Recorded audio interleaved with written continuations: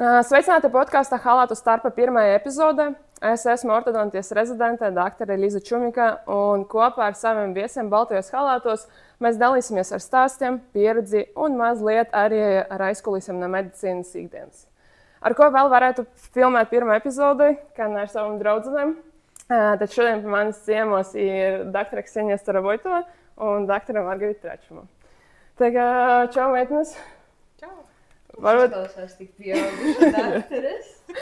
Varbūt jūs varētu kaut ko pastāstīt drusku par sevi, kā jūs nodarbojaties ikdienā. Es esmu psihiatrijas pirmā studiju gada rezidents. Un es nodarbojos ar to, ka mācos būt psihiatrs.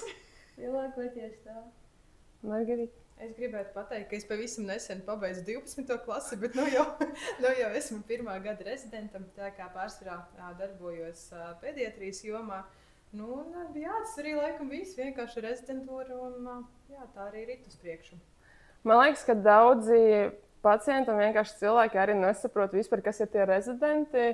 Jo es nezinu, kā jums medicīna, bet mūsu zobārstniecība ir diezgan aktuāla. To, kā administrācija pasaka, ka mums ir pieejams doktors rezidents, un tad visi prasa, kas tas ir students, praktikants vai kaut kas tāds. Kā jūs varētu raksturot, kas ir tie cilvēki rezidenti? Pirmajām kārtām man ir stāsts, ka mēs ar vienu kolēģi kaut kur rezidentūrās 3. mēnesī uzķērām, ka, kad tev redz uz tā beidža, ka tev rakstīts ārsts rezidents, viņi nesaprot, kas tu esi. Viņi uzskata, ka tu esi stažieris vai ka tu esi students. Un tad daudzi pacienti viņiem ir aizspriedumi par to, ka tu viņus nevarēsi ārstēt, un viņi tev neuztver tik nopietni. Tāpēc mēs ar kolēģi sev pasūtījām beidžus, kur vienkārši rakstīts ārsts. Tas ir tā kā, legit, mēs esam ārsti, mums ir ārsta grāds. Tur vienkārši nav rakstīts ārsts psihiatrs. Bet jā, par to, kas ir tas rezidents, tas ir, ka jau pieminēt šeit stāstā ārsts. Kurš vēl gūst tos tieši specializētās iemaņas. Bet, zobārstniecība, tas skaitās, ka tās doktors jau ir zobārsts, viņš pilnīgi var strādāt zobārstniecībā un darīt jebko, izņemot ortodontiju, jo tikai ortodontiju nevar veikt bez papildus certifikācijas.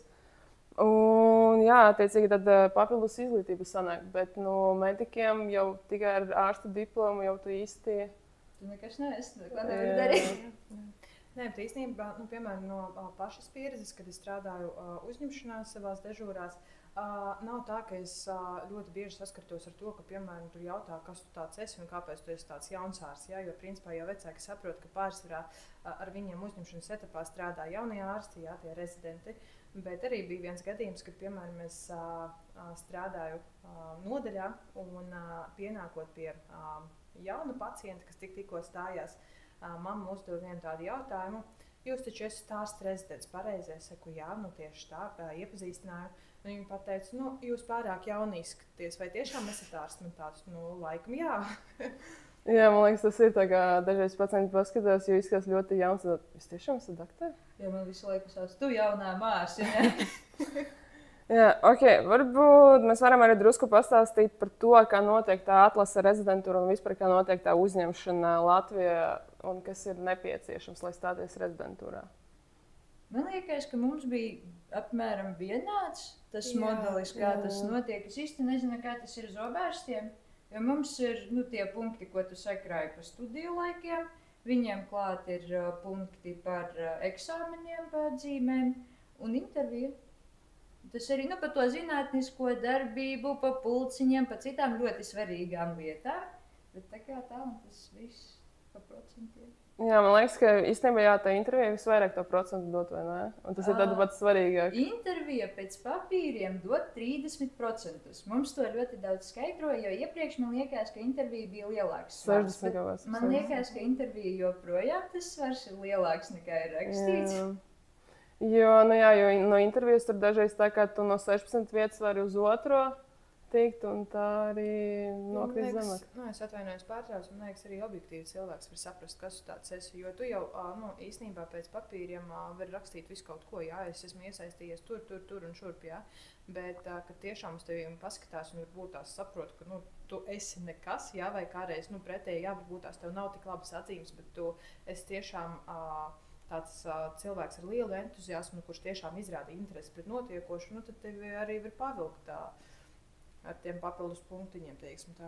Arī tur svars ir tam, ka tie komisijas locekļi, viņi principā izvēlas sev kolēģi. Viņi uz tevīm skatās un viņi redz kā speciālisti, vai tu spēsi vispār veikt to darbu, vai tev ir tas īpašības, kas tieši šim darbam ir nepieciešamas.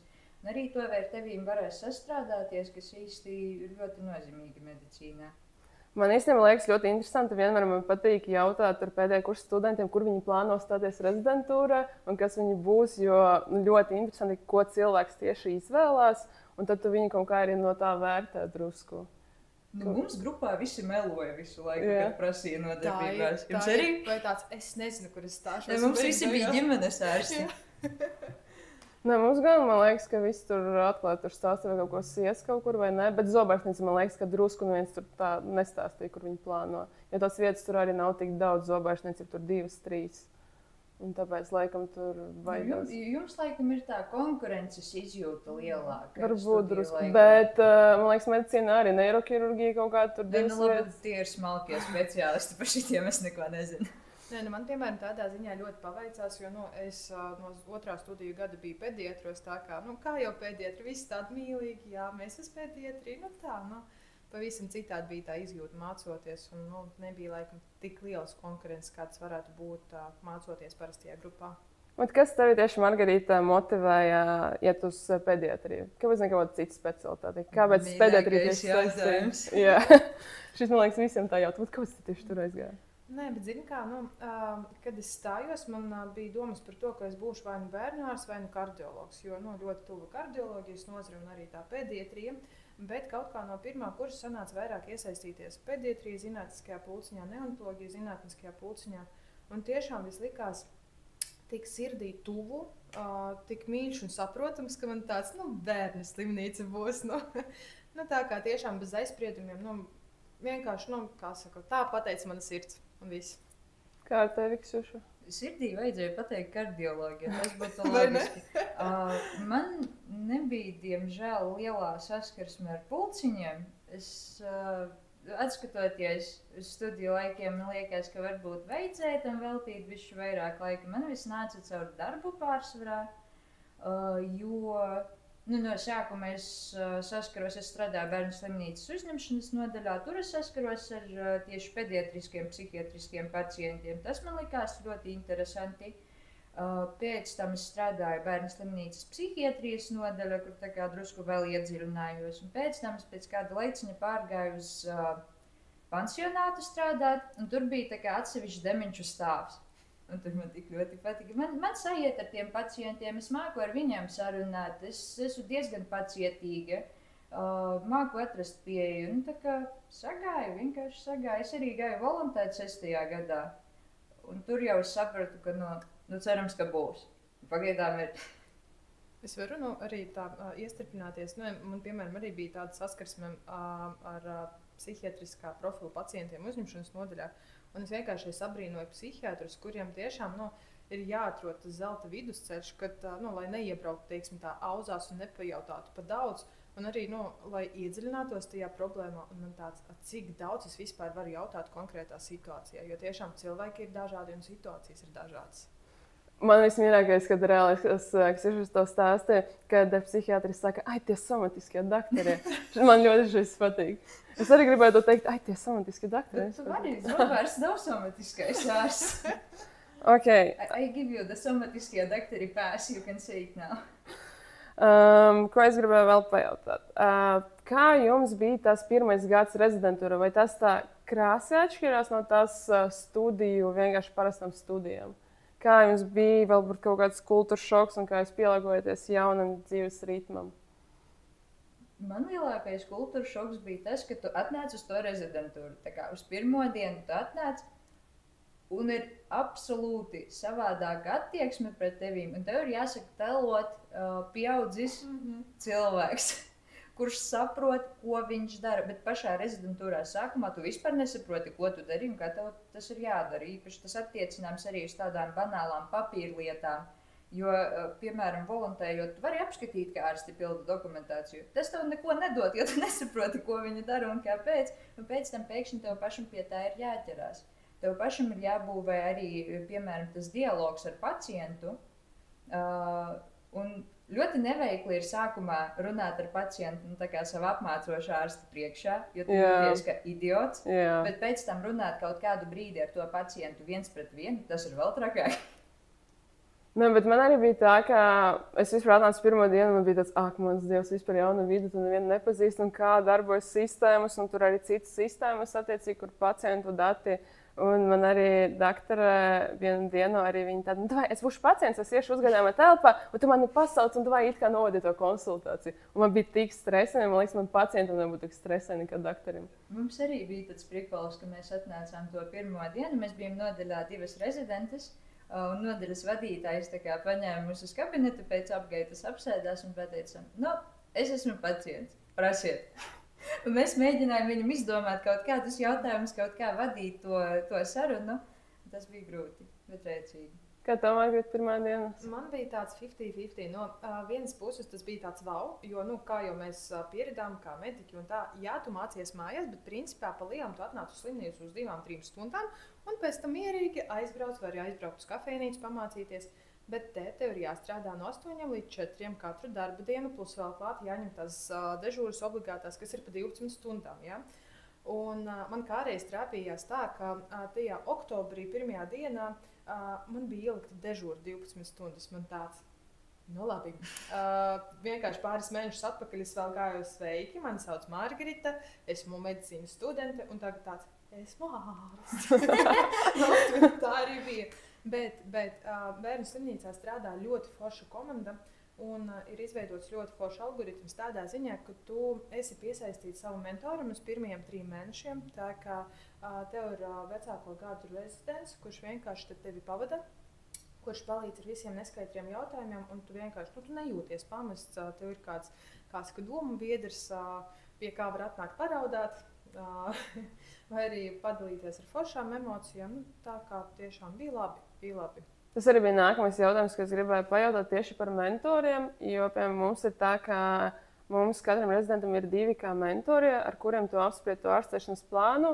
Un tad, attiecīgi, ja viņi tev palīdz, un tāpat tu arī jūties drošāk, ka tev ir kaut kāds atbalsts. Un tā kā, tad sanāk, ka jums tie mentori ir kā vecāka gada rezidenti? Man ir viens gabals apmācīt tiesīgs ārsts. Un ir arī viens ārsts, kuram es esmu piesaistīta, kad es esmu tieši uzņemšanā, kurš mani pieskata pa uzņemšanu. Tas pirmais, viņš mainās attiecību no tā, kurā nodaļā es atrodos. Kas vada nodaļu, tas vada mani visu. Man liekas, no mentoriem arī ir diezgan svarīgs tas, ka es nezinu, kā to pat raksturot, jo mentors dod tev tādu kā atbalstu, un attiecīgi, man liekas, ļoti svarīgi ir rezidentam justies arī drošam, un tā kā tevi atbalstā. Jo tad arī visa apmācības process ir drusku arī tāds savādāks. Varbūt tās arī nelīdz galam pareizi izteicos par tiem mentoriem. Jā, protams, kad strādāju nodaļā, man ir savs ārsts, kurš ir par mani atbildīgs. Tātad mēs ejam kopā skatīties pacientus, pildam papīrus, veicam nozīmējumus.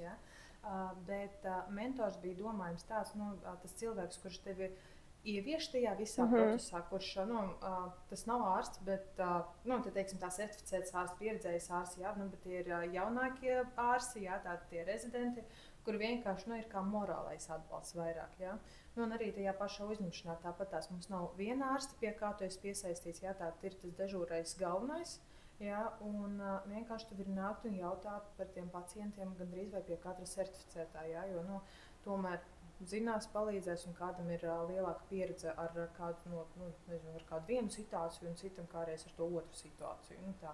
Jā, bet vienalga, man liekas, kā ārsti ir dažreiz tā, ka viņi varbūt drusku ir aizņemti, tā kā vecāka gada rezidenti vienmēr tā, ja tu viņus varētu atrast, un viņi arī nāk palīgā, jo mums arī bija tā, ka mēs tikko iestājāmies, un 3. kursa rezidenti mums tur arī visu ātri parādīja, apmācīja, un mēs arī jau iekritam tā upē un sākam tā kā drusku strādāt. Mums gan ir to rezidentu čats, kur to vienkārši mums pirmajā dienā pirmo gadu rezidentes stadiju priekšā visai slimnīcai, ka tagad mums ir šādi kolēģi, Un pēc tam vienkārši pienāk kaut kāds tāds aktīvāks, vecākā gada gājuma rezidents un iemet jūs kopējā čatā, kur vienkārši visi rezidenti un procesa koordinatore no slimnīcas. Un tur arī, principā, visu, ko var pajautāt. Okay. Kā varbūt jūs varat raksturot jūsu tipisko dienu rezidentūrā? Wow. Piemēram, man tagad ir darbiņš infekciju nodaļā, tātad strādāju ar dažādu profilu pacientiem. Jā, tur var būt tiešām viss kaut kas meningīti, encefalīti, vienkārši klasiskie gastroenterīti. Tātad, principā, darbiņā jau esmu no kādiem 7:50, 8. Tātad gaidu savu atbildīgo ārstu, kopā ar viņu mēs izījām cauri tiem pacientiem. Un tad sekojoši ir tāds vairāk papīra darbs, tāds sarakstīt ikdienas ierakstus, veikt nozīmējumus, nosūtīt uz analīzēm. Un sekojoši vienkārši dienas gaitā tu skaties uz to izmaiņu dinamiku, aizēju uz atkārtoto apskati, jau uz to vizīti. Pulksten 11. Vismaz infekciju nodaļā ir tāda kā liela vizīte, un tad viss. Parasti jau tā arī darbiņi notiek. Vienkārši tu seko līdzi sistēmā, kas notiek ar to pacientu. Un, ja ir nepieciešams, tad sūti uz nākamajiem izmeklējumiem.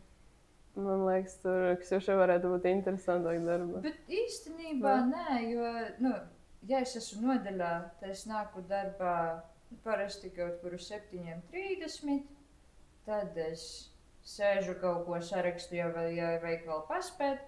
Ap 8:30 mums nodaļā ir apgaita, tā kā mēs nākam lielā čupiņā certificētais rezidents, dežurmāsa, virsmāsa, sanitāri, mēs visi lielā čupā virzamies pa katru palātu, nākam un prasam, kā pacientiem klājas, vai ir kaut kādas sūdzības un bla. Tādā gaitā mēs izējam visus pacientus. Pēc tam mēs ejam, ja tur vajag kaut ko mainīt, nozīmējumus un bla. Un pēc tam dekursus, sarakstīšana, papīra lietas. Ja ir uzņemšana, tad varbūt bišķi raitāk, bet arī jārēķinās ar to, ka darbs ir tāds drusku neparedzams, jo tu nekad nezini, ka tev būs tā liela pacientu plūsma, tu ik pa brīdim nevar īsti paredzēt dažu pacientu uzvedību, tas ir tāds interesantāks, dinamiskāks. Bet jums sanāk, ka jums ir kā katru dienu ir jābūt slimnīca, un tad attiecīgi ir mēnesi 48 stundas dežūrs, vai ne? Okay. Mums ir tas pats. Bet man ļoti liekas interesanti, ka vienalga zobārstniecība un medicīna ir drusku specifiskas tas lietas, un viņas atšķiras viena no otras. Un attiecīgi, jā, mums gribētos, lai tas līgumi būtu arī dažādi, tie nosacījumi. Ja mums tāds tā kā dežūras, mums tāds nav kā nakts dežūras. Es gribēju prasīt, kā izskatās ortodonta dežūra? Tad sanāk, ka vienkārši akūts pacients tad tu pieņem. Define akūta ortodontijas problēma. Kas tā? Atlīmējusies breketiņā, dūras, lociņš, kaut kas nokrīt, atcementējas aparatūrā. Parasti tas notiek 3 pa naktī tāds, halo! Nē, bet naktī īstenībā neviens nestrādā. Varbūt ir kaut kāda vieda diennakts? Jā, ir pāris, jā. 2, ok. Nē, ir viena, es zinu, Daugavpilī ir viena, bet viena Rīgā. Rīgā es arī zinu. Divas, man liekas, ir tagad. Es zinu, ka ir viena un ka viņa ir ļoti dārga. Es neko par viņu nezinu, bet nosaukumu ne. Bet īstenībā tur ar ortodontijas problēmu nevisam varētu palīdzēt. Lociņu varētu nogriezt, bet breketēt atpakaļ pielīmēt jau tikai ortodonts. Tā kā, tur mums ir tā, ka mums ir tā sākotas pieņemšanas stundas, kur tad mēs gaidām pacientus ar kaut kādām viņu problēmām un cenšamies viņam palīdzēt. Man arī tas bija tā, ka es iestājos rezidentūru un sāku vairāk praktiski strādāt. Man bija drusku tāds kā grūtības, jo reāli, ko tu mācies teorijā, praksē, dažreiz tas tā nestrādā. Vai jums arī ir tas pats, jo es skatos, ka jūs aktīvi mājat ar galvu? Tas tā arī bijis, jo tomēr, piemēram, tu vari teorētiski zināt, kāda ir deva paracetamola, vai pie krampiem, kuru medikamentu nozīmēt, bet, kad tu realitātē redzi to pacientu, vismaz kā man tas bija pirmajos mēnešos tāds, ko man darīt. Bet tāpat tās viss nāk ar pieredzi, un tās teorētiskās zināšanas tomēr tiešām ļoti palīdz. Un, kad tu vari salikt pa klucīšiem, kas notiek ar to pacientu, ko mēs secīgi darām, tad arī sanāk tas rezultāts. Man liekas, tā teorija varbūt dod tev tādu kā pārliecību, jo tu zini, ko tu dari, bet, labi, dažreiz tā visa teorija, tā praksē nav tā kā 1 pret 1. Ir tāda teorija, tāda, ko māca universitāte. Un vēl ir kaut kāda black market teorija. Klīniskā teorija. Jā, ko tev bišķu kaut kas iemeca darbā, un pēc tam kaut kur aizbāž tev stūrī, un tik pamēģina šito pateikt eksāmenā. Es īstenībā atceros vienu gadījumu, kad es paņēmu kaut kādus instrumentus, un man viens daktaris pateica, tur ielika pēc grāmatas stūrī, tā neviens neturē. Tā kā jā. Es arī piebildīšu, man piemēram tagad ir sava klade ar kārējas teoriju, jā, ar tiem pierakstiem, ar devām. Un es saprotu, ja piemēram es paņemtu kladi no 2. vai 3. studiju gada, un tagad, ko es tagad sarakstīju, tas būtu 2 dažādas klades. Tā kā galīgi atšķirās. Nu jā, tur ir savas nianses, bet tagad padomās, ka viss, kas ir rakstīts teorijā, ka tas nav pareizi. Ne, tā nav teorija, ir ļoti vērtīgs pamats, bet ir lietas, kas iet ārpus tās teorijas realitātē.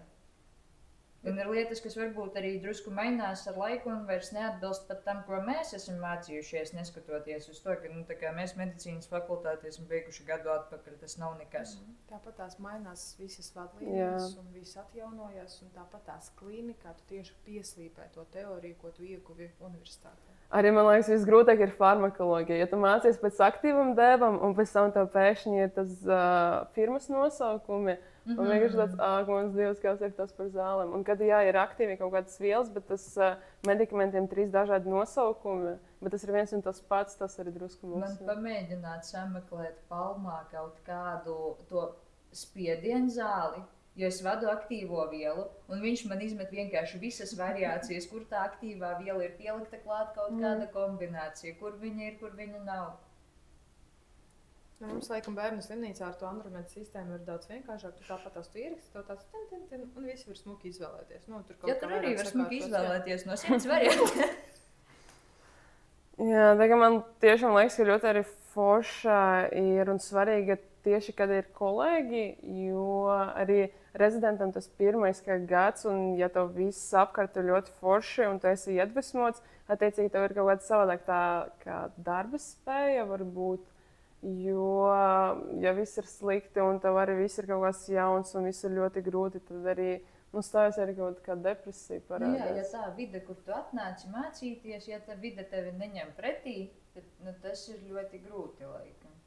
Bet starp citu, es gribēju piebilst ātri drusku pa tēmai, drusku ne pa tēmai.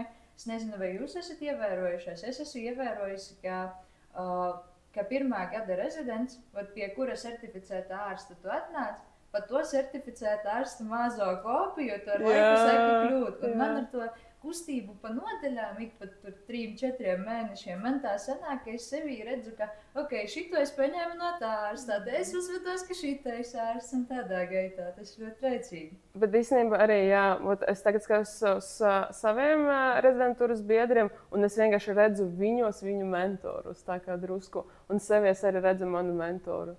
Tagad, jo es runāju, ka viņi, es arī tā strādāju, ka viņam man arī tāds pats stils. Un tagad, jā, dažreiz skatos, es domāju, tā es tieši runāju, ka tas dakteris un tā.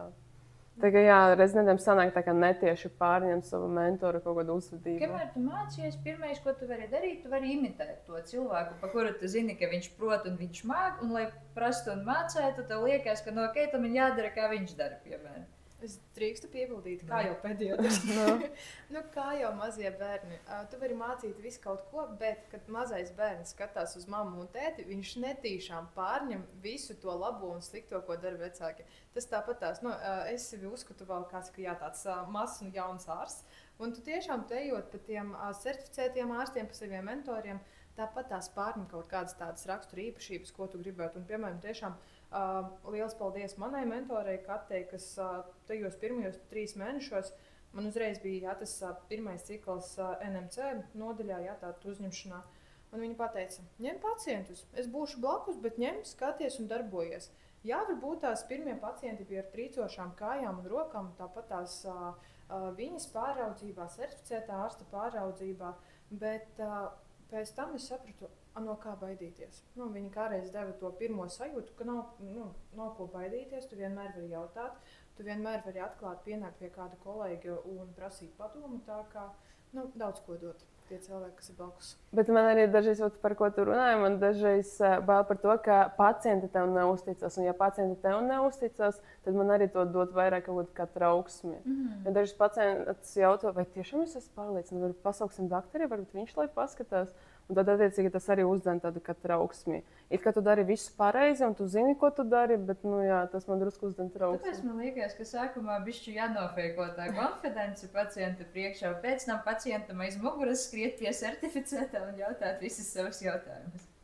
Bet tas ir tā kā vienmēr visas situācijas dzīves. Jā, tu nezini, ko darīt, bet tu dari to pārliecinoši. Attiecīgi, tas arī izdosies, vai arī pārējiem tev ticēs vairāk, ja tu dari to vienkārši pārliecinoši. Bet man liekas, arī ir jājūt to robežu, ka tu esi pārliecināts, tu saproti, ko tu dari. Bet ir tādas situācijas, kad tu gribi likties tāds super-puper pārliecināts, bet īstenībā tev kaut kas tomēr ir tas, kā mums saka, mediķiem čūjas, ņuks un poņi, ka tomēr ka kaut kas nav labi. Un tajā brīdī tomēr jāklausās arī sevī. Un, ja tu jūties, man ir pārliecība, bet tomēr kaut kas nav labi, tad jāgriežas pie tiem lielākajiem ārstiem un jājautā. Pārprasīt šim ceļus ir normāla lieta. Ja ir kaut kāds sarežģīts gadījums, man arī patīk labāk pakonsultēties, pārliecināties un arī paklausīties citu kolēģu viedokli, arī drusku vairāk kuriem ir pieredze. Jo tas tāpatās, piemēram, mums varētu nākt to uzņemšanas nodaļā klasiskie gastroenterīti, tāpatās varētu nākt smagākie epileptiķi, piemēram, smagi diabētiskās ketoacidozes gadījumi. Un es arī atceros, man tāds bija, es it kā gribētu paņemt to pacientu, bet es varbūt tās neesmu līdz galam pārliecināta, tanī, ko darīt. Un, kad mēs kopā ar to certificēto ārstu gājām kopā, skatījāmies kopā, tad arī tu jūties tāds, ka nākamreiz es tiešām varēšu to izdarīt. Bet arī tāpēc man liekas, ka ļoti svarīgi, lai tu jūti no mentoriem to atbalstu un lai tu vari vērsties pie viņiem ar kādiem stulbiem jautājumiem un lai tev nebūtu pārmetumi par to, kāpēc tu šitā nezini, tev šis ir jāzina. Jo tad attiecīgi tu zini, ka tu vari vērsties pie cita doktora pēc padomā un tad tu arī zini, ka tu varbūt arī nekļūdīsies, jo vienalga cilvēkiem bail kļūdīties. Bet pie tāda mentora, pie kura tev bail būtu kaut ko jautāt, attiecīgi, tas arī tu pats arī esi tāds trauksmīgs. Un tad jau varbūt kaut kādā brīdī arī zūd tā kvalitāte un arī tās depresijas un tā izdegšana. Tas gan, bet par tām bailēm man liekas, ka man dažreiz ir bail kaut ko pajautāt. Man ļoti nepatīk justies stulbai, bet es eju un jautāju un jūtos stulba un nekas traks nenotiek. Es parasti gan pirms tā jautājuma tādu 10 minūšu remarku par to, ka tagad būs ļoti stulbs jautājums, lūdzu sagatavojieties, tas ir stulbākais jautājums, ko es esmu dzirdējis šajā dienā, bla, bla, bla, bet ir ok. Bet zini ko, tiešām manī ir mainījies, kad es sāku darboties kā docētāja universitātē, es tiešām sapratu to, ko mums teica par to, ka nav stulbu jautājumu. Un, kad, piemēram, man studenti saka, es gribu uzdot ļoti stulbu jautājumu, man tāds, come on, jautā, es te esmu, lai tiešām palīdzētu un izskaidrotu. Tā kā, es tagad uz to skatos tiešām, pretēji, nekā tas bija, piemēram, pirmajos studiju gados, kad tāds, es atvainojos, es tur gribētu pajautāt un tādā garā. Bet vispār, man arī ļoti patīk pasniegt, man arī ļoti patīk, ka mums rezidentūras ietvaros ir tas pedagoģiskais darbs un tā kā mums arī dod grupas. Un tad tu atceries sevi un tu skaties uz viņam un attiecīgi, es nezinu, tu mēģini arī būt viņam tāds kā atbalsts un es arī visu laiku saku, lai viņi jautā, lai viņi nebaidās un es mēģinu arī būt ar viņam tāda kā viena līmenī, lai viņi nebaidās, viņi tiešām jautā. Un man arī ļoti patīk, kad viņi diskutē, arī varbūt kaut kur drusku ne pa tēmu, bet galvenais, lai runā un ir kaut kāda atgriezniska saitē. Jo man liekas, no tiem visādiem kādiem Zoom nodarbībām vai arī tādām lekcijām, kur vienkārši pasniedzējs runā viens pats, tas ir tāds drusku bezjēdzīgi. Un arī tagad es saprotu, ka jūtos tie pasniedzēji, kad ir klusums. Nē, bet zini, piemēram, arī gatavojoties nodarbībām mūsu studiju laikos, manai grupai tā esot bijis, ka tu, piemēram, vari pajautāt, kā tur gāja ar to pasniedzēju, lai vismaz morāli sagatavoties, ko gaidīt, Un es atceros, piemēram, tur pateicu, ka tur baigi atprasīs un tā. Un es jau tur biju tā riktīgi sagatavojusies un sēdēju gandrīz vai trīcēdam, tā visas 2 stundas.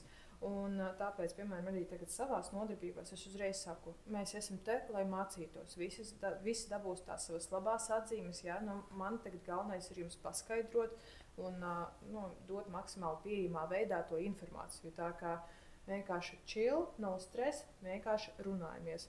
Un arī kaut kā mierīgāk un foršāk un raitāk aiziet. Jā, un es arī ceru iemācīt kaut kādas tādas pašas svarīgākas lietas, un varbūt kaut ko tādu papildus, ko viņam praksē nenoderēs. Mēs tā apskatām, bet es nepievēršu tam uzmanību. Bet attiecīgi man liekas, ka man arī no tiem pasniedzējiem, ka es no viņiem iedvesmojos, jo man bija ļoti foršs nefroloģijas pasniedzējs, es reāli vienu brīdi domāju, varbūt jāiet uz nefroloģiju. Tad arī vēl bija ļoti forša anestezioloģija, man arī ļoti patika. Un attiecīgi, ja no visiem tiem pasniedzējiem tu iedvesmojies, un tad varbūt arī viņi drusku ietekmē tavu karjeras izvēli. Es nezinu, vai jums bija arī kaut kāds saskarsme. Jā. 5. studiju gadā mums bija nodarbības ar Birutu Mamaju, tāda anestezioloģija Rīgas Austrumu Kliniskajā universitātes slimnīcā. Un viņa ļāva darīt visu. Gribat iet uz operzāli? Labi. Tā skatāties, viņi tur pienāks vēl pie citiem anesteziologiem, paskatīsies, vai viss tiek pareizi darīts un tā. Viņa bija tik entuziastiska un vērsta pret tiem studentiem. Tātad viņi tiešām mēģināja iedot to materiālu vispieejamākā un foršākajā un labākajā veidā. Viņi rādīja nevis teoriju pliku, bet arī iesaistīja praktiskajos darbiņos. Un arī 5. studiju gadā man sanāca pusgadu iet mentorēt uz anestezioloģiju. No otru jomu bija tāds, varbūt tās būšu anesteziologs. Es atceros, tu man to pateici, man tāds, kāds sagars bija pēdējādrs, tagad pēkšņi anestezioloģija. Kur? Jā. Kā tev? Man ir ar manu šobrīdējo specialitāti vispār nesaistīts tās, bet arī par to, kā var ietekmēt tā vide un kā var ietekmēt tie cilvēki, kas tev māca. Jo man bija tāds īslaicīgs kurorta romāns ar traumatoloģiju ortopēdiju. Es biju 5., 6. Kad ir praksa? 6. studiju gadā. 6. studiju gadā es biju 6 nedēļām aizbraukusi uz Liepāju. Traumatoloģijas ortopēdijas nodaļa Liepājas reģionālā slimnīcā. Tur bija tik nice. Ja mums tagad klausās kādi studējušie, kuriem vēl priekšā tas rotācijas, un jums nepatīk ķirurģija, jums ir jāizvēlās traumatoloģija ortopēdija Liepājas reģionālā slimnīca. Tā ir visjaukākā nodaļa, kur es biju teikusi viņiem priekšā, ka es nebūšu traumatologs, es būšu psihiatrs, man ar šito saskarsmi vispār nebūs nekāda. Man tik un tā visu pasniedza tik interesanti un tik ļoti man iesaistīja visa tajā procesā, ka es braucot prom, uz vienu mirkli padomāju, Klau, maybe we can do bones. Bet nē, pēc tam es sapratu, ka traumatoloģija ortopēdija bija kurorta romāns un ar psihiatriju man ir mīlestība uz visu mūžu, tāpēc tā. Kā es vēl gribēju pēc? Rezidentūra arī ir tā, ka diezgan daudz jāmācās arī pašiem, jo jālasa pētījumi, jāskatās tur pēdējais kaut kāds jaunumi, pēdējais kaut kāds, kas tur vēl var nākt visādi. Un arī ir tāds jautājums, kā saglabāt motivāciju arī pēc kaut kādām 12 stundu dežūram, pēc visas dienas nostrādātas, pēc nakts dežūram. Kā viņus atrast to motivāciju, lai mācīties. Jo man liekas, dažreiz man ir tā, ka es nostrādāju reāli tur 5 reizes nedēļā, un tad tu atnāc mājās, sestdienas, svētdienas, tev jālasa, jāmācās, bet tev ir tāds vajag saņemties. Bet kur jūs meklējat tos spēkus? Es teiktu, ka pēc nakts dežūras nav jāmeklē sev tas spēks, pēc nakts dežūras ir jāiet un jāizguļās un normāli jāatpušās, jo savādāk tā smadzenes avarīsies ciet un nebūs nekāda mācīšanas vairs. Bet no tā, ko tu pieminēji par to, ka svarīgi tas novitātes, visas zināt, tos jaunos pētījumus, es uzskatu, ka tas ir lietas, kam var pievērst uzmanību, ja tev ir interese, bet gan pirmajā rezidentūrās gadā tev vienkārši jāiebrauc tajā svarīgākā, no kā sastāv tā tava specialitāte un kā izskatās tas tavējais darba lauks.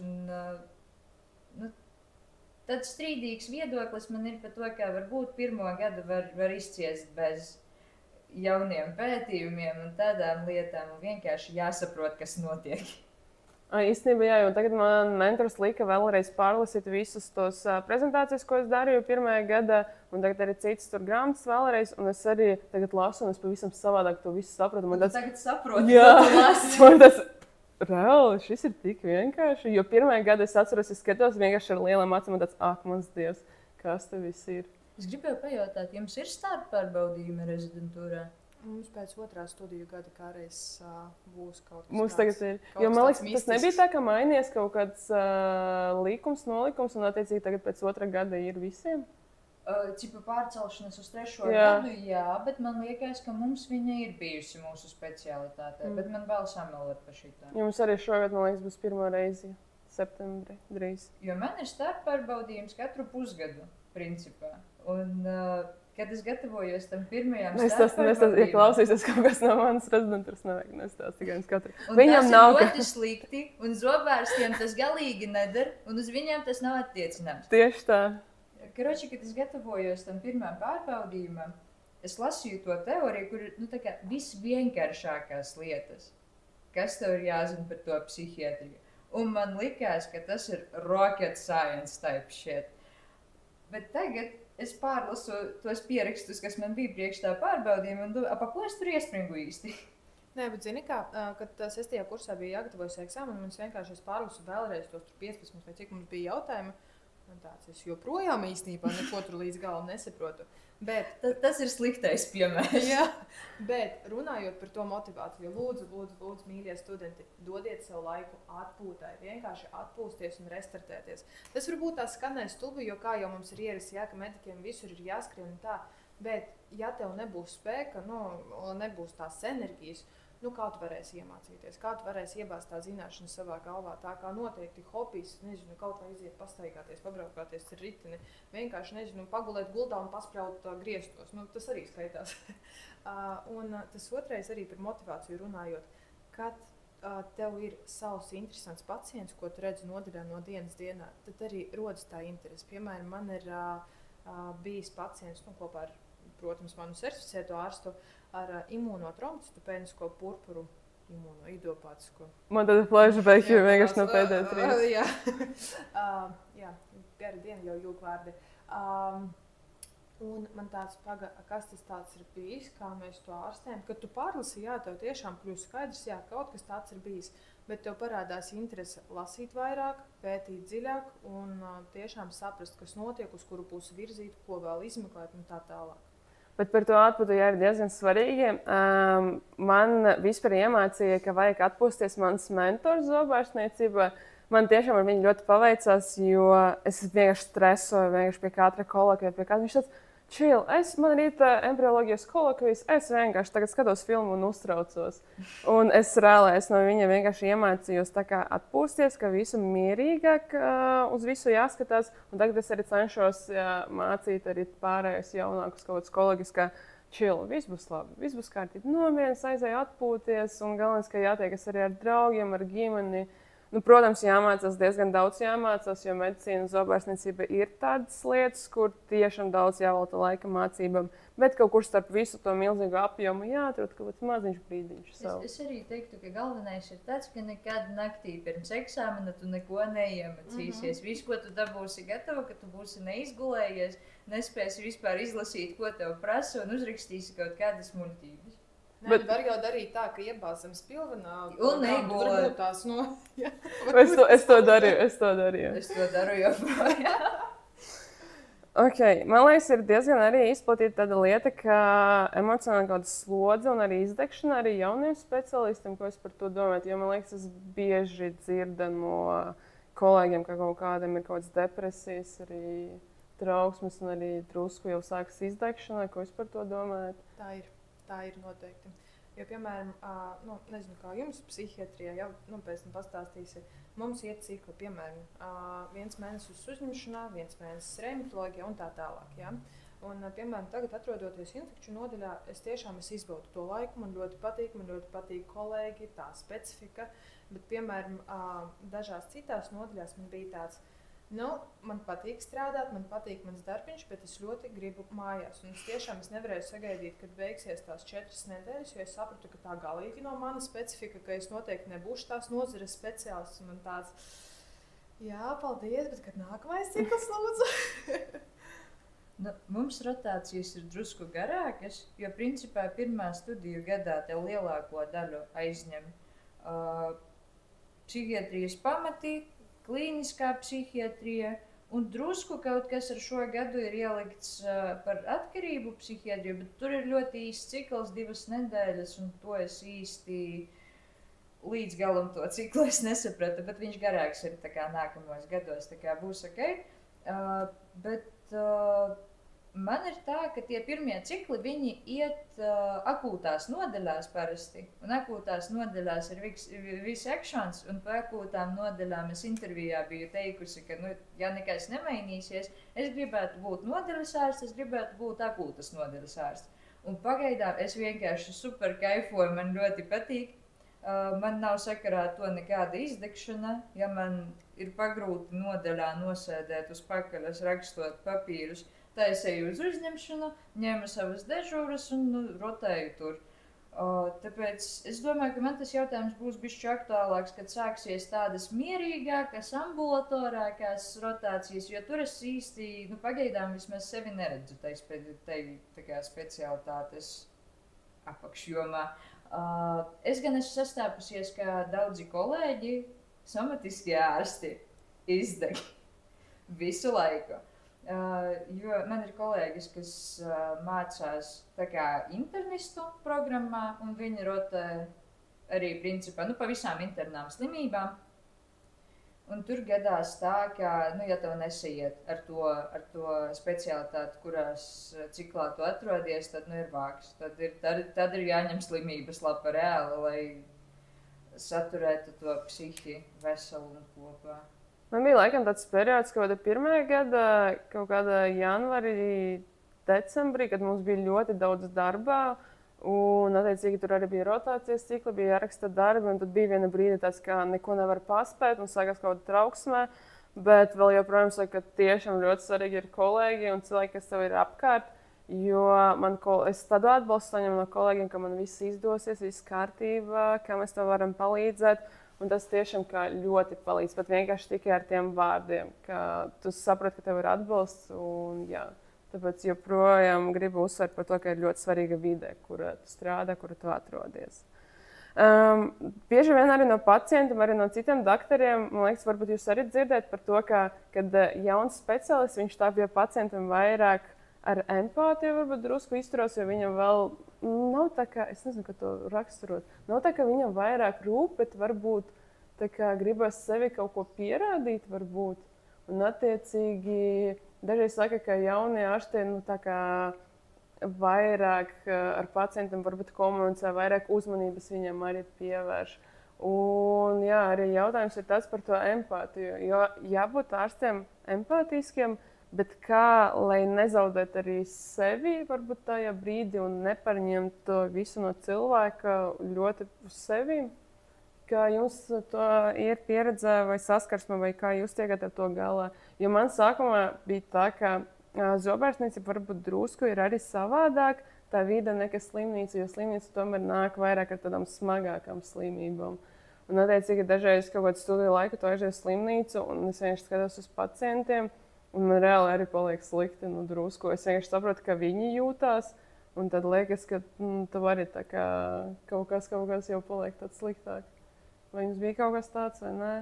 Par to empātiju es teikšu tā, kāpēc tas varbūt tā liekas, ja, no tā, kad tu saskaries ar to jauno ārstu. Mēs varbūt tās vēl mācāmies mērķtiecīgi uzdot jautājumus. Tev interesē viss, ja? Gan drīz vai no piedzimšanas. Arī teikt, ka tev ir ļoti zems ieinteresības slieksnis. Tev interesants ir viss. Jo, piemēram, psihiatrijā, es atnācu uz pirmo studiju gadu, man iedod kaut kādu pacientu, pasaka, tur nekas interesants, tur ir šizofrēnija. Es domāju, kas ir vispār interesantāks par šizofrēniju? Nē, bet tā un ir. Tāpat tās, piemēram, ja nāk 17 gadus vecs zēns un saprot, ka viņš tur ir slimojis ar visu kaut ko, tur bija vairākas operācijas, tev tā, stāsti. Par visu. Jā. Nē, pašsaprotami, ja tev ir kopā ar certificēto ārstu kādi 8 pacienti, tu jau tāpat tās neiedziļināsies, bet varbūt tās, kāpēc mēs vairāk izskatāmies empātiski, jo tiešām rūp viss, interesē viss, un tu kā jauns speciālists vienkārši gribi maksimāli iegūt to pieredzi, un to pilno stāstu no tā pacienta. Bet man liekas, jaunajiem speciālistiem arī ir tas, ka viņiem dažreiz liekas, ka viņi var izglābt visu pasauli, bet tur tad, jā, kaut kā jānolaižas drusku zemāk un jāsaprot, ka visiem, diemžēl, nevar palīdzēt. Jā, tu neesi varbūt, ka jaunais speciālists tik daudz vēl saskaries ar bezcerīgiem gadījumiem. Tas ir viens. Otrs ir jārēķinās ar to, ka es nezinu, kā ir zobārstiem. Somatiskiem man gan liekas, ka ir tāpat. Certificētām ārstam ir minimums 2 darba vietas. Tā kā pa tādu normālu pilnu slodzi, 2-3 darba vietas katram. Un tas arī, es domāju, ka drusku tev paņem to empātiju nost, ka tev ir šita jānostrādā darba diena, pēc tam jābrauc kaut kādā tur pieņemšanā, vēl kaut kur, un tas viss ir saistīts ar darbu, un nāk tie cilvēki un tik grūž tev virsū savas problēmas. Ko, principā, visi cilvēki dara, nākot pie jebkādā ārsta. Bet īstenībā man liekas, ka es arī jau tā māku ne visu tā kā pacientu pieņemt. Man ļoti patīk arī mūsu kurs, kur bija komunikācija ar pacientu. Es nezinu, man ļoti patīk, un es joprojām dažreiz kaut ko atceros par to, ka tev, piemēram, pacients saka, doktor, jūs zināt, kā es jūtos. Un tad mums teica, ka nē, mēs esam dažādi cilvēki, es nesaprotu, kā jūs jūties, izstāstiet un tā, lai vairāk to saprast par pacientu. Un, jā, tur ir visādi arī tie tādi trikiņi, drusku, es nezinu, vai tie ir triki vai nē. Jo arī, piemēram, dažreiz, kad pacients arī kaut ko simulē, mums mācīja par to, piemēram, kā to vēduru, piemēram, viņš viņu dažreiz sasprindzina un liekas, ka, kas sauc tas simptoms, kad ir tāds... Kad atlaišana un tad iesāpēs? Jā. Nē, neatlaišana iesāpēs. Muskuļu rezistence? Jā, muskuļu rezistence. Un attiecīgi tu ar viņu parunā, un tad viņš vairs nekoncentrēs uz to, un tad tu vari paskatīties, vai viņš tēlo vai nē. Arī no pediatriskās prakses. To, ka tēlo principā, jebko tev viņš ir jānovērš no tās tēmas un vienkārši jāvēro, ko viņš dara un viss. Tas tāpatās no pediatriskās prakses. Tu atnāc apskatīt pacientu, viņš tāds viss, man sāp uz 10 ballēm, es ciest nevaru. Viņš mierīgi sēž tādā relaksētā pozā, tur spaida savu telefonu. Man tāds, ok, labi, tu sāk kaut ko tur čamdīt tajā vēdrā. Jā, tomēr ir jūtīgs. Un, kas man palīdz, mums, piemēram, tāda stikla logi, stikla durvis, un es varu redzēt, kas notiek. Un vienkārši ejot garām, es skatos tā, viņš, kāju uz kājas un tāds savērpies. Es vienkārši iedomājos, ka Margarita pēc tam stāv pie logi šitā vēro, ko tas pacients tur dara. Nē, bet tā, tīri garām ejot, man tāds, labi. Bet īstenībā strādāt ar bērniem, man liekas, tas ir reāli tāda aktieru māksla. Tas ir ļoti mākslas darbs. Man ļoti patīk, ka strādāja viena daktore, no kuras es mācījos, pie kuras man sanāca arī vairāk pamentorēt. Viņa arī ar bērniem strādāja. Tā kā es no viņas arī pārņēmu to stilu, ka strādāt ar bērniem. Jo tur arī ir savas nianses un katrs kaut kā meklē savu to ceļu pie bērna. Mums arī ir kaut kādi savas kaut kādi triki, kaut ko tādu vai kaut kāda specifiska pieeja. Galvenais nesabiedēt no pirmā skata.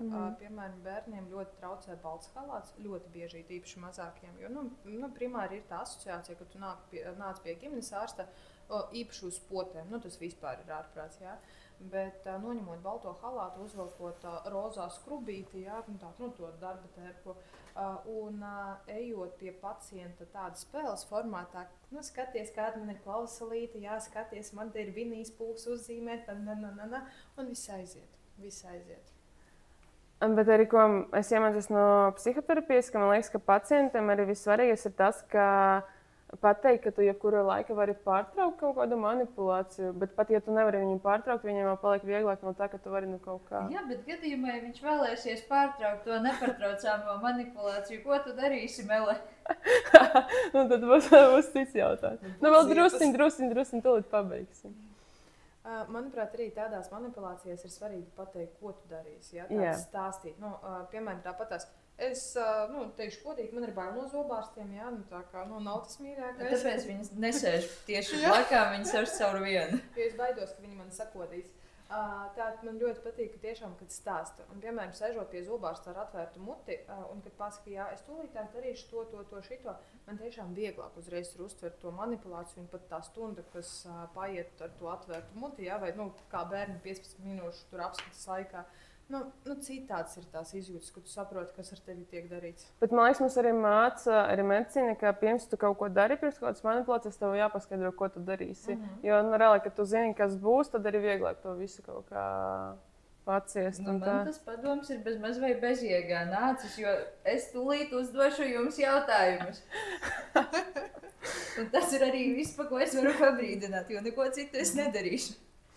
Protams, darbs rezidentūra ir ļoti forši, bet vajag arī saglabāt līdzsvaru arī starp darbu un arī privātu dzīvi, kā jums tas izdodas visu menedžēt. Kā jūs atradāt laiku, lai tikties ar draugiem, ģimeni vai kaut kādiem pasākumiem?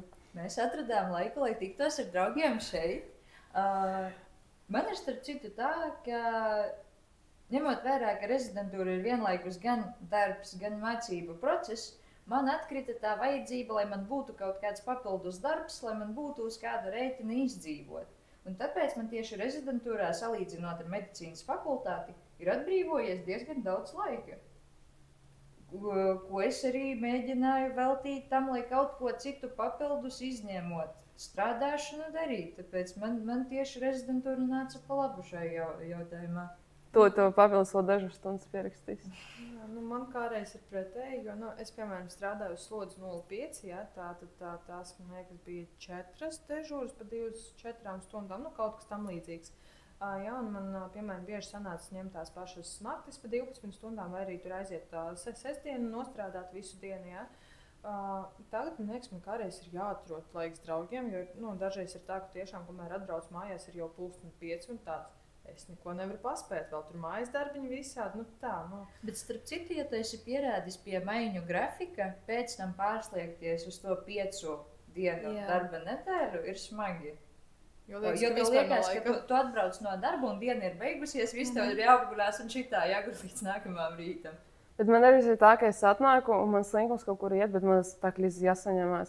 Jo šis varbūt ir pēdējais laiks, kad var aiziet tikties ar draugiem. Paldies, tas ir ļoti pozitīvi. Jo pēc tam tu kļūsi vecāka, tev būs vēl vairāk slinkums, tā kā jāceļas un kaut kur jādara. Un tā kā, jāpārvar tev slinkumu un tad tomēr jāatrod laiks kaut kādam arī citam aktivitātēm, cik arī spēka varbūt nebūtu. Bet tas arī tu uzlādējies arī no tā, varbūt arī ne tik fiziski, bet emocionāli. Labāka atpūta ir vienkārši savas nodarbošanās virziena pamainīšana, nevis bezdarbība. Es atļaušos stulbu joku, man bija jārīko kāds, lai vienkārši tiktos ar vienu. Šis ir ļoti labs iemesls. Mēs izskatāmies, ka mums bija jārīko bēres, lai redzētu vienu otru. Bet mēs pat nesarunājam dresu, kad es vienkārši tos vienā atnāk melna, otrā melna. Vienkārši noskaņojums. Tagad tādi īsi vienkārši jautājumi. Ko es izvēlētos? Nakts dežūru vai tomēr agros rītos strādāt? Definēt, cik agros. Tā kā parasti, kad jūs nākat tur uz 8, mēs esat drusku pirms 8. Vai labāk tomēr uz nakts dežūrām? Nakts dežūrās ir savs vibes. Piemēram, ja strādā tikai nakts dežūrās, tad noteikti ne, tad es teiktu dienas, bet ja var kombinēt, tad es tomēr izvēlētos kombinēt to. Jo tāds trešs mēs būtu naktīs. Man ļoti patīk, kad es strādāju Covid nodaļā, man ļoti patika naktīs būt. Jo tas ir it kā mierīgi, bet it kā arī ir kaut kāds tas, tavs sava atmosfēra. Ir tas thrill, ka kaut kas var notikt. Kā tev, ko tu, Ksenija, izvēlētos? Man pagaidām ir daudz spēka, tāpēc pagaidām es teiktu, ka es izvēlētos nakti, bet tā kā pajautā pēc gada redzēs, kas būs. Kas ir tā lieta, bez kā jūs nevarētu izdzīvot dežūras laikā? Man liekas, man reāli ir kafija, jo kafija ir arī man kā tāds pauzītis, kur es varu drusku atpūsties, atvilkt telpu. Bet arī, man liekas, kolēģi man arī ir tādi, kolēģi, ka man patīk tādas small talk, ātri kaut kāds pakert, kaut ko ātri izstāstīt un tad iet tālāk strādāt. Man liekas, tas man arī dod tādu spēku arī ikdienā. Ūdens pudeli un pusdienu pārtraukums. Tas būtu tāds. Ūdens ir ļoti svarīgi. Jā. Man liekas, es grēkoju ar ūdens dzeršanu. Kas tev, Ksuša? Man arī tāds kofīnīgs dzēriens, bet man patīk augsto koliņu paņemt uz dežūru, iemest viņu no rīta leduskapī un aizmirst par viņu uz dažām stundām. Pēc tam viņu tur atrast, tas ir baigi fēni. Izklausās labi glikozi, ātri tāda koma. Ko jūs gribētu varbūt, lai sabiedrība vairāk saprastu par jūsu darbu? Man ir ļoti sāpīgs jautājums par šo. Es mēģinu daudz un dikti skaidrot pacientiem, tīpaši vecāka gada gājuma pacientiem. Nav jābaidās no psihiatra. Tā sodošā, briesmīga padomju laiku psihiatrija, viņa ir prom, viņa sen ir prom. pacientiem ir vairāk autonomijas, vairāk tiesību, neviens nevienam neko tur vairs pāri nedara. Bet, ja cilvēks gados pirmoreiz mūžā sastopās, piemēram, dēļ atmiņas traucējumu ar psihiatriju, viņi visi ir šausmīgi sabijušies, jo viņus atved piederīgie, un viņi nesaprot, ko ar viņiem tagad darīs, un ka bez maz vai mēs viņus tūlīt apēdīsim turpatās uzņemšanas nodaļā, kas vēl nevienu reizi nav noticis manā mainā. Un tā kā tā, ka psihiatrija nav vairs tik bīstama, cik ir ierasts spriest sabiedrībā. Bet es laikam gribētu aktualizēt to jautājumu par to, ka ir jāuzticās savam ģimenes ārstam un ka vairākas problēmas tiešām var risināt ģimenes ārsts. Jo bieži vien paskaties uz pacientiem, kuri nāk ar akūtām problēmām bērnu slimnīcā, un tiešām saprot, ka vienu dienu temperatūra, un tomēr vai tad ģimenes ārsts nevarētu to risināt. Pašsaprotam, ka ir dažādas situācijas, ka, piemēram, ģimenes ārsts un māsīņas ir atvaļinājumā un tiešām nezina, ko darīt. Bet, kad principā tev par rokā ir ģimenes ārsts, nav visu laiku un vienmēr jāskrien uz slimnīcu. Man liekas, es šito dzirdēju, ka uzņemšanas nodaļā tieši bērnu slimnīcas ir tā, ka dažreiz tie akūti pacienti, kuriem tiešām vajag tā palīdzību, ka viņi netiek tik ātri, cik viņiem vajadzētu būt. Jo tiešām atnāk ļoti daudz ar tādām... Tur gan ir diezgan laba tā šķirošanas sistēma no tiem laikiem, kad es tur strādāju vismaz. Tā ir. Bet arī, piemēram, kad nāk pacients un saka, es pie jums atbraucu, jo es domāju uzreiz un tagad tikt uz ultrasonogrāfiju un rentgenu. Tas gan tā kā ir zem jautājuma zīmes, kāpēc tu esi te, vai tas tiešām ir tik ļoti akūti, ja ģimenes ārsts tev jau ir iedevis tos nosūtījumus, lai vienkārši plānveida kārtā to izietu. Es cilvēkiem ir jāzina par ortodontiju. Man ir ļoti tas savīgs jautājums par to, ka pacienti neuztver to kā ārstēšanu. Viņi uztver to kaut kādu kā estētisku, daži arī pat varbūt par kaut kādu aksesuāru, jo tagad brekitas pusauģiem ir ļoti stilīgi. Tagad tu pacientam tagad pasaki, ka viņam nevajag brekitus, viņš tur gandrīz vai raud, jo visiem klase jau ir, tā kā tas ir ļoti stilīgi. Un varbūt daži pacienti nesaprot, ka tā tomēr arī ir ārstēšana un kā arī jāsako ārstam norādījumiem. Tas ir man tāds savīgākais jautājums. Vai jūs atceraties kaut kādu tādu smieklīgāku vai kādu savdabīgāku situāciju jūsu praksē, kas jums bija? Es varu pastāstīt tikai no savas prakses kā sanitāris. Kad es strādāju Daugavpilī dzemdību nodaļā, patoloģiskā ginekoloģija kaut kas tāds. Un, kad es gatavoju pacienti uz operāciju, vajadzēja vest uz operbloku, es netīšām uzvilku bahilas uz galvas. Un tas tā bija, jo stāvēja absolūti vienāds, man tāds, Tev kaut kas bija, bet tu neatceries? Droši vien, ka ir bijuši vairāki, man vienīgais, kas nāk prātā, man vienu reizi bija uzbrucis pacients. Viņš to nebija darījis aiz ļaunās domas, viņš bija psihotiskā stāvoklī. Viņš īsti nesaprata, ko viņš tajā brīdī darīja.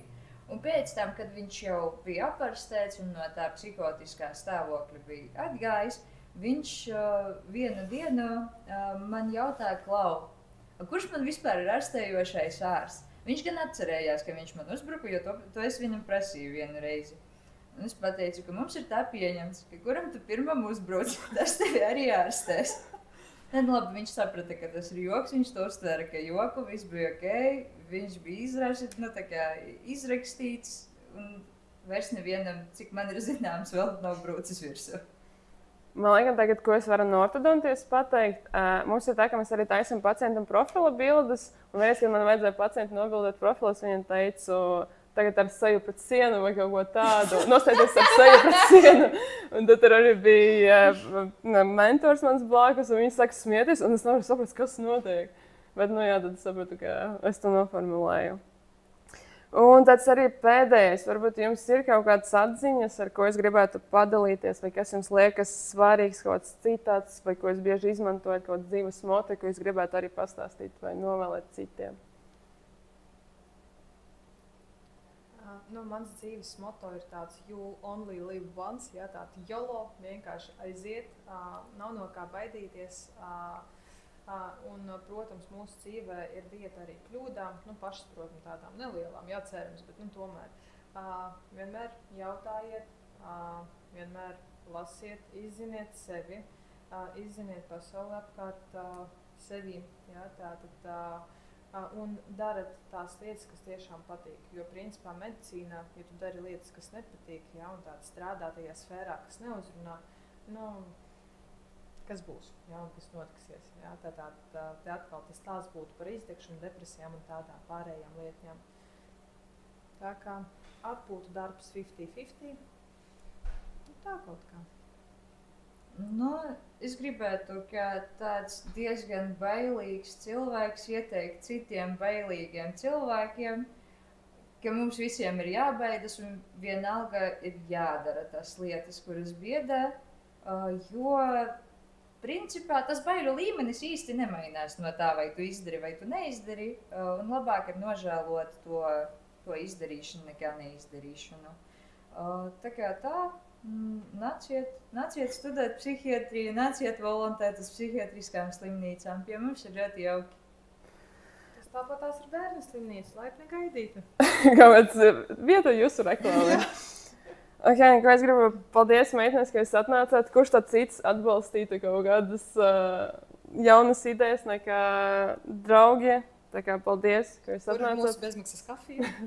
Jā, es gribu pateikt paldies mūsu jaukajām hostam, gribu pateikt paldies arī mūsu burvīgai lokācijai par sagādāto interjeru. Jā, tā kā, jā, paldies jums, un cerams, ka jūs arī paši pavadiet laiku, bija prieks jūs satikt, un tā kā cerams, ka tiekamies nākamais epizodes. Bye!